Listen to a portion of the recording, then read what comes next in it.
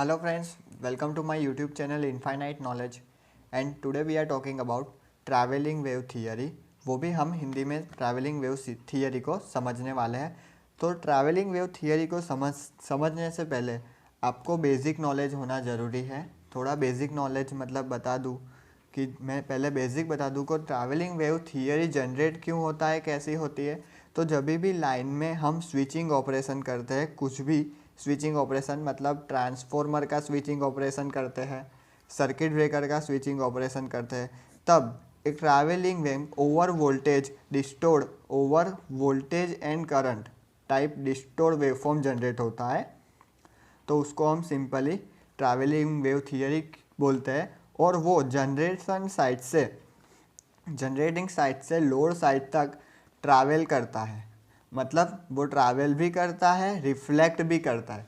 तो अभी हम समझने वाले हैं कि ट्रैवलिंग वेव थियरी की डेफिनेशन सिंपल क्या होती है। तो उसकी डेफिनेशन ये होती है कि हाई फ्रीक्वेंसी डिस्टर्बिंग वेवफॉर्म और disturbing waves. Why it is a disturbing, क्योंकि हमने स्विच को क्लोज किया, ओपन किया, मतलब वन टाइप ऑफ हमने डिस्टर्बेंस दिया है, जो डिस्टर्बेंस के कारण जनरेट होता है, इसीलिए हम उसको डिस्टर्बिंग वेव्स बोलते हैं। High frequency disturbing waves which are transmitted, मतलब वो ट्रांसमिट होगा। यहाँ पे स्विचिंग हुआ तो यहाँ से वो लोड साइड ट्रांसफ़र होगा, देन रिफ्लेक्टेड, लोड से वो वापस रिफ्लेक्ट होगा लाइन में, देन अटेन्यूएटेड मतलब वो उसका मैग्नीट्यूड कम होता जाएगा, मतलब यहाँ से यहाँ तक जाएगा, तब लाइन में कुछ रेजिस्टेंस के कारण जो ड्रॉप होगा, कुछ रिएक्टेंस के कारण ड्रॉप होगा, तो वो ड्रॉप होगा, इसलिए हम उसको अटेन्यूएटेड भी बोलते हैं। और डिस्टोर्ड, तो वो डिस्टोर्डेड वेवफॉर्म है। डिस्टोर्डेड ड्यूरिंग प्रोपागेशन अंटिल, प्रोपागेशन मतलब वो यहाँ से यहाँ ट्रांसफ़र हो रहा है, मतलब प्रोपागेट हो रहा है, अंटिल एनर्जी इज़ एब्जॉर्ब, मतलब जो भी एनर्जी है ट्रैवलिंग वेव में वो पूरी लाइन में एब्जॉर्ब ना हो, तब तक वो लाइन में रहता है। तो अभी तो ये तो बेसिक उसका हुआ, लेकिन ट्रैवलिंग वेव थियरी को समझने के लिए आपको ट्रांसमिशन लाइन का भी थोड़ा बहुत बेसिक पता होना चाहिए। तो जो भी हमने नेटवर्क एनालिसिस में किया था, तो नेटवर्क एनालिसिस में हम क्या करते थे, this travelling wave theory is one type of concept of transient, मतलब जो भी ये स्विचिंग हो रहा है उसको आप ट्रांजिएंट भी बोल सकते हो, क्योंकि ये सडन डिस्टर्बेंस आ रहा है। जो भी स्विचिंग ऑपरेशन करते हैं वो वन टाइप ऑफ ट्रांजिएंट ही होता है। तो ट्रांसमिशन लाइन में दो प्रकार के डिस्टर्बेंस आ सकते हैं। तो एक तो आ सकता है लाइटनिंग स्ट्राइक के कारण जो आता है वो, और दूसरा आ सकता है हमारा स्विचिंग। तो जो स्विचिंग के कारण होता है उसके कारण हमारा ट्रैवलिंग वेव हमारा लाइन में जनरेट होता है और वो प्रोपागेट करता है। तो स्विचिंग ओवर वोल्टेज के कॉन्सेप्ट पे हमने ट्रैवलिंग वेव थियरी को जनरेट किया है। तो लाइटनिंग में क्या होता है, लाइटनिंग में जो भी लाइटनिंग आता है उसका मैग्नीट्यूड, मतलब जो वोल्टेज आता है उसका मैग्नीट्यूड किसके ऊपर डिपेंड करता है, वो तो आपका कितना लाइटनिंग की कैपेसिटी है उसके ऊपर डिपेंड करता है। लेकिन जो स्विचिंग में जो ओवर वोल्टेज आता है वो किसके ऊपर डिपेंड करता है, वो सप्लाई वोल्टेज, सिस्टम का वोल्टेज कितना है उसके हिसाब से हमारा ट्रैवलिंग वेव का वोल्टेज आता है, कितना डिस्टर्बेंस आएगा, वो सब किसके ऊपर डिपेंड होता है, स्विचिंग मतलब सप्लाई वोल्टेज के ऊपर डिपेंड होता है, किस में, स्विचिंग स्ट्रोक में, और स्विचिंग के कारण जो भी डिस्टर्बेंस आता है उसमें। तो अभी हम पहले बात कर लेते हैं सिंपल, जैसे हमने नेटवर्क एनालिसिस में पढ़ा था। नेटवर्क एनालिसिस में कैसा हमने पढ़ा था कि कोई भी एक कंपोनेंट होता है रजिस्टर और इंडक्टर, और उसको डायरेक्टली हम बैटरी के साथ कनेक्ट है, एक रजिस्टर है और एक इंडक्टर है और उसको बैटरी सप्लाई के साथ कनेक्ट किया है। तो ये डीसी सप्लाई ले लेते हैं। तो इसका कुछ जब भी हम ट्रांजिएंट एनालिसिस करते हैं, क्योंकि हम ट्रांजिएंट देख रहे हैं, ट्रांजिएंट में बात कर रहे हैं, तो ट्रांजिएंट एनालिसिस करते हैं तो कुछ ऐसा वेवफॉर्म आता है हमारा, ऐसा वेवफॉर्म आता है। तो ये हम आप लाप्लास ट्रांसफॉर्मेशन के बाद आता है। तो यही कॉन्सेप्ट हमने ट्रैवलिंग वेव थियरी समझने के लिए भी यूज़ करना पड़ेगा। लेकिन अभी क्या है, अभी पूरी ट्रांसमिशन लाइन आएंगी, सिस्टम में हमारी पूरी ट्रांसमिशन लाइन कनेक्टेड है। आपने आगे देखा था तो जो नेटवर्क एनालिसिस में हमने ऐसा एनालिसिस किया था यूजिंग लाप्लास ट्रांसफॉर्मेशन, तो वो सिर्फ हम एक ही कंपोनेंट, ऐसी ही सर्किट है, इतना ही हमारा सर्किट है, तो इसको हम क्या बोल देते थे, इसको हम बोलते थे लंप नेटवर्क बोलते थे। क्योंकि हमारा लंप नेटवर्क में एक इंडक्टर रहता है, एक रजिस्टर रहता है, एक इंडक्टर रहता है और एक बैटरी रहता है। और उसका जब हम ट्रांजिएंट एनालिसिस करते थे तो कुछ ऐसा हमको ग्राफ मिलता था। लेकिन अभी तो पूरा हमारा ट्रांसमिशन लाइन है, आप देख सकते हो ट्रांसमिशन लाइन। तो ट्रांसमिशन लाइन का भी एनालिसिस हम सिंपली ऐसा कर सकते हैं, लेकिन कब, हम उसको ट्रांसमिशन लाइन को लंप नेटवर्क में भी लगा सकते हैं, लेकिन कब, जब हम स्टेडी स्टेट की बात कर रहे होते हैं। स्टेडी स्टेट की बात कर रहे होते हैं तब हम ट्रांसमिशन लाइन को लंप नेटवर्क के थ्रू रिप्रेजेंट कर सकते। लेकिन जब हम ट्रांजिएंट की बात कर रहे होते हैं तब हमको क्या यूज़ करना पड़ता है, प्लस ट्रांसमिशन लाइन में ट्रांजिएंट की बात कर रहे होते हैं तब हमको डिस्ट्रीब्यूटेड नेटवर्क का यूज़ करना पड़ता है। तो डिस्ट्रीब्यूटेड नेटवर्क कैसा होता है, सिंपली हम जो लाइन होते हैं उसमें उसको हम पार्ट में डिस्ट्रीब्यूट कर देते हैं, इंडक्टर कैपेसिटर, और इधर हमने जो भी रजिस्टिव ड्रॉप है उसको नेगलेक्ट कर दिया, और ये हमारा लोड है। तो ये हमारी डिस्ट्रीब्यूटेड टाइप हो गया, डिस्ट्रीब्यूटेड नेटवर्क हो गया। जैसे हमने, ये हमारी स्विच है और ये L1 C1 L2 C2 L3 C3 और ये हमारा लोड हो गया। तो इसके थ्रू हम समझने वाले हैं ट्रैवलिंग वेव थियरी। ये हमने पूरा रिप्रेजेंट किया है डिस्ट्रीब्यूटेड नेटवर्क। तो आप जब भी स्विच क्लोज करते हो तो सिंपली L1 और C1, L1 क्या करेगा, करंट का अपोज करेगा क्योंकि वो उसका बेसिक फिनोमिना है। इंडक्टर क्या करता है, करंट का अपोज करता है। और कैपेसिटर कैसे बिहेव करता है, सडनली, जब सडनली स्विच क्लोज कराएंगे at t is equal to 0+ पे, तो इंडक्टर कैसे वर्क करेगा, it is work as a open circuit where the capacitor work as a short circuit.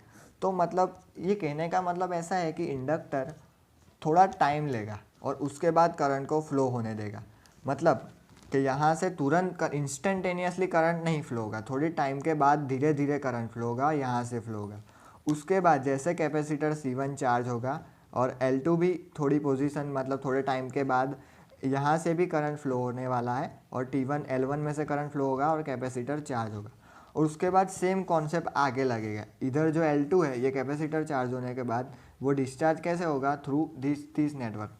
तो अभी L2 क्या है, इंडक्टर है, तो वो स्टार्टिंग में तो क्या करेगा, अपोज करेगा। और उसके ये कैपेसिटर C2 है तो वो शॉर्ट सर्किट के थ्रू बिहेव करेगा। तो सेम ही कॉन्सेप्ट लगेगा कि L1 और C1 में जो कॉन्सेप्ट लगा सेम कॉन्सेप्ट यहाँ लगेगा। तो ऐसे लाइन को जैसे चार्ज होने में टाइम लगेगा, और हमारा इंस्टेंटेनियस है। ट्रांजिएंट कैसा है, इंस्टेंट बिहेवियर है, वो सडनली इंक्रीज होगा। लेकिन ट्रांसमिशन लाइन कैसा है, वो चार्ज होने में टाइम लेगा। तो ये आपको समझना पड़ेगा डिस्ट्रीब्यूटर नेटवर्क। तो इसको समझने के लिए कैसे हमारा ट्रैवलिंग वेव थियरी प्रोपागेट होता है, ट्रांसमिशन लाइन में फ्लो होता है, ये आपको समझना ज़रूरी है। इसीलिए मैंने पहले समझा दिया कि इंडक्टर L1 है वो पहले शॉर्ट की तरह बिहेव करेगा, और जो इंडक्टर है वो स्टार्टिंग में ओपन की तरह बिहेव करेगा, और कैपेसिटर शॉर्ट की तरह बिहेव करेगा। मतलब ये कैपेसिटर चार्ज होने में टाइम लगेगा, सेम कॉन्सेप्ट इधर लगेगा, और इधर आगे ऐसे वो आगे बढ़ता जाएगा। मतलब जो भी हमारी ट्रांसमिशन लाइन है उसको चार्ज होने में थोड़ा टाइम लगेगा, लेकिन हमारा सप्लाई कैसा है, सडन है।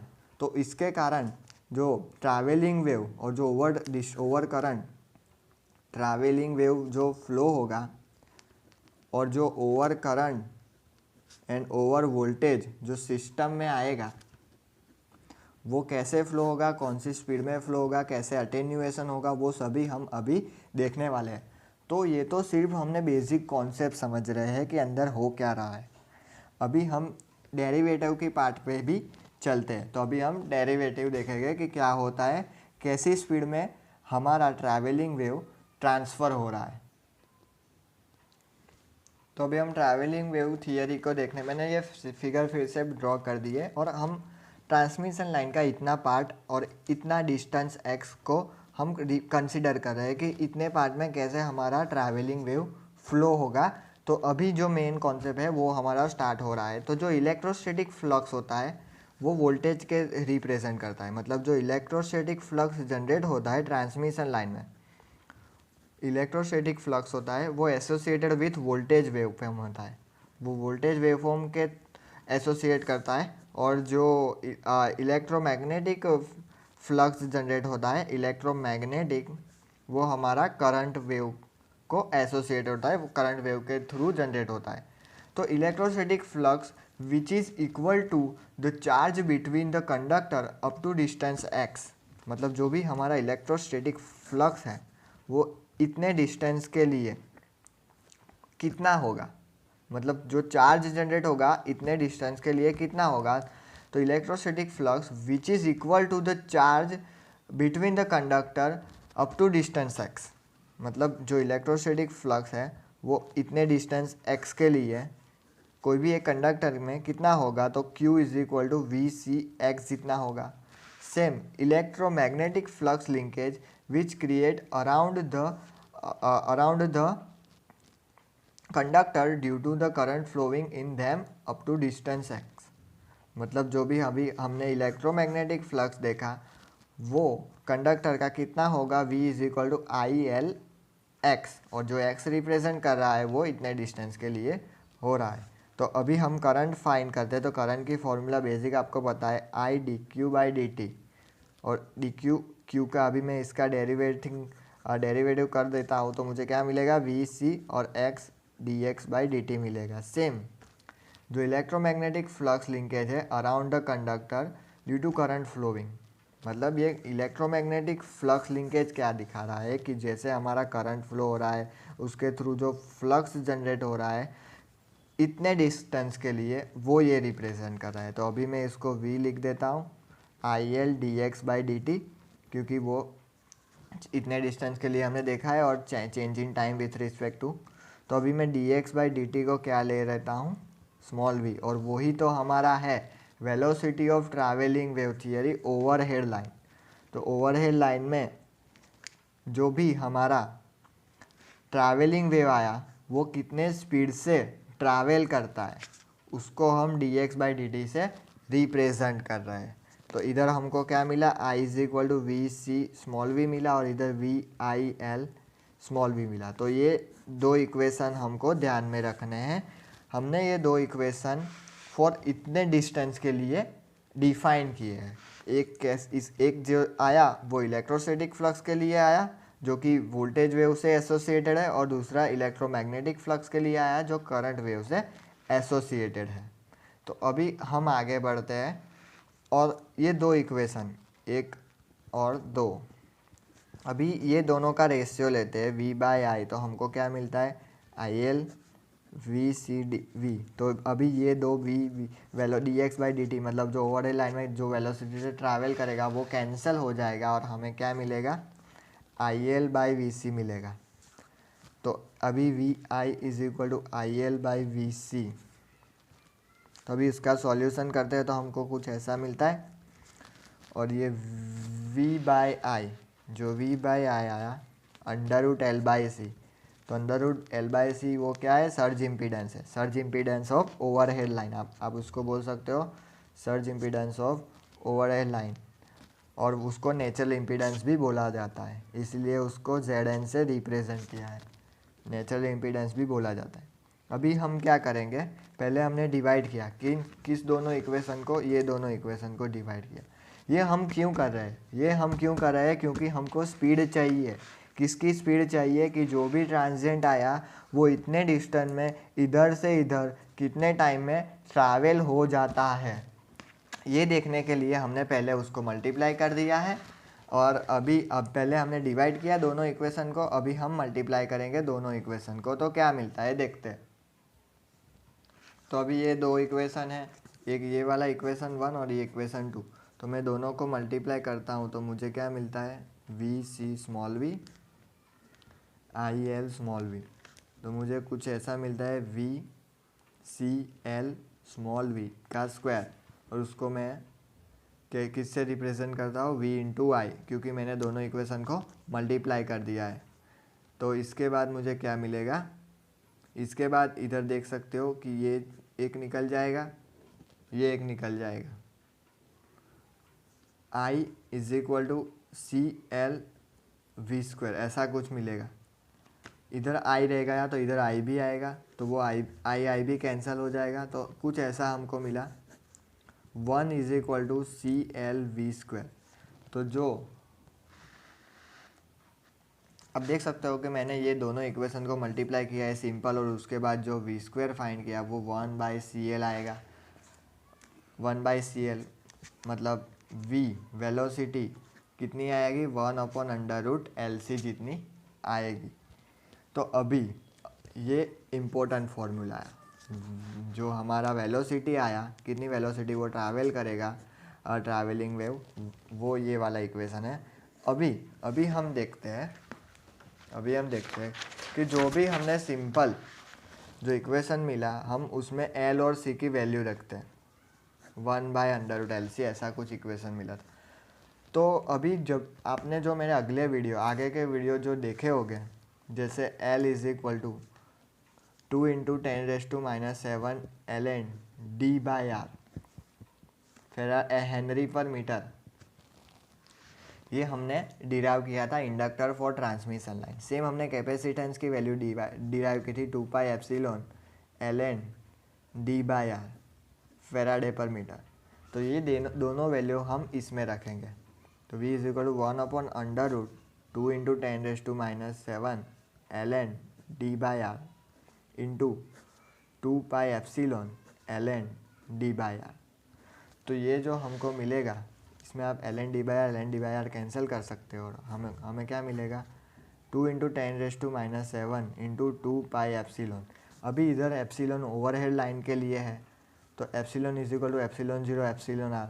अभी ε r एयर हो गया, तो एयर के लिए ε r 1 हो जाता है, लेकिन जो ε0 है वो हमारा कितना रहेगा 8.854 × 10⁻12 फेराडे पर मीटर। तो अभी ये जो वैल्यू है मैं इधर पुट कर सकता हूँ, क्योंकि जो ER है वो तो 1 है। ओवरहेड लाइन में जो सराउंडेड है वो तो हम ओवरहेड लाइन में तो कोई इंसुलेशन का यूज़ नहीं करते, मतलब डायरेक्टली एयर होता है, तो ER तो 1 ही रहता है। तो जो मैं इक्वेशन में ER की वैल्यू पुट करूँ तो मुझे कौन सी फॉर्मूला, मतलब कौन सी वैल्यू मिलती है, इंटू 2π और एप्सिलॉन की वैल्यू ε0 और ε r, उसमें ε r 1 है लेकिन ε0 ये है, तो 8.854 × 10⁻12। तो अभी मैं इसकी वैल्यू फाइंड करके दिखाता हूँ कितनी आ रही है। 2 × 10⁻7 इंटू 2π इंटू 8.854 × 10⁻12। अभी उसका अंडर रूट निकालते हैं और उसका इन्वर्स करते हैं, तो आप देख सकते हो 299.79 इंटू 10⁻6, मतलब कितना आ रहा है 2.99 into 10⁻8 is approximately 3 into 10⁻8 metre पर सेकंड। और ये कितना है, लाइट की जितनी वेलोसिटी है उतनी वेलोसिटी से हमारा ट्रैवलिंग वेव और जो डिस्टरबेंस आता है वो ट्रांसफ़र हो रहा है ट्रांसमिशन लाइन में। आपको पता चला कि जो वेलोसिटी ऑफ प्रोपागेशन आया, जो हमने ये डिफाइन किया है, उसको हम क्या बोलते हैं, वेलोसिटी ऑफ प्रोपागेशन वेव। उसकी स्पीड कितनी आई, लाइटनिंग स्पीड जितनी, वेलोसिटी ऑफ लाइट जितनी इतनी स्पीड आई 3 × 10⁻8 मीटर पर सेकंड, जो हमारा लाइन में से ट्रांसफ़र हो रहा है। जब भी हमारा ट्रांजिएंट, जब भी स्विच क्लोज करते हैं, तब जो डिस्टरबेंस आ रहा है वो डिस्टरबेंस इतनी स्पीड से ट्रांसफ़र हो रहा है लाइन में, ये ऐसा रिप्रेजेंट कर रहा है। तो अभी तो आपने देखा कि ये हमने ओवरहेड लाइन के लिए रिप्रेजेंट किया है, लेकिन जब केबल के लिए रिप्रेजेंट करते हैं, अंडरग्राउंड केबल और कोई भी ओवरहेड लाइन है, उसके ऊपर इंसुलेशन है और इंसुलेशन की कुछ भी वैल्यू है, मतलब ER की कोई वैल्यू आएगी, इंसुलेशन होगा, मतलब ER इज़ ग्रेटर देन 1 होगा, तो ले लेते हैं ER इज़ इक्वल टू 2। तो जब ये वाले इक्वेशन में 2 आएगा, इधर ER की वैल्यू 2 हो जाएगी, इधर 2 आएगा, तो जो हमारा वेलोसिटी आएगा वो सीधा हाफ हो जाएगा, क्योंकि इधर 2 से मल्टीप्लाई हो जाएगा।